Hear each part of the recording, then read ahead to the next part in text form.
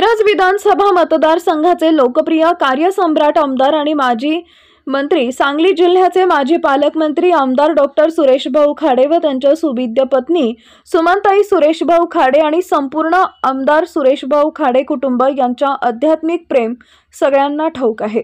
याच माध्यमातून मिरज विधानसभा मतदारसंघात खाडे कुटुंबियांच्या माध्यमातून आध्यात्मिक वातावरणाची मोठ्या प्रमाणात निर्मिती झाली आहे। अशा परिस्थितीत आज श्रावण चालू झाला असताना नेहमी विठ्ठल भक्तीत दिसणारे आमदार सुरेशभाऊ सर्वच देवधर्मांवर जीवापाड श्रद्धा जपतात, हे त्यांच्या आज आदमापूर येथील श्री संत बाळूमामा मंदिर भेटीवरून दिसून आलं आहे।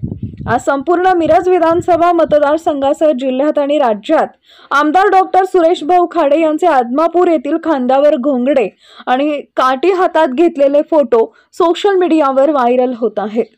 त्यामुळे गेले कित्येक वर्ष मिरज विधानसभा मतदारसंघाची विठ्ठलाप्रमाणेच सेवा करणारे आमदार सुरेशभाऊ खाडे हे संत बाळूमामाच्या अवतारात मिरज विधानसभा मतदारसंघाची सेवा ही भारतीय जनता पक्षाचे अनेक निष्ठावंत कार्यकर्ते आणि माननीय श्री सागर वडगावे साहेब यांच्या सोबतीने करत असल्याचं आजच्या प्रसंगावरून जाणून येत आहे।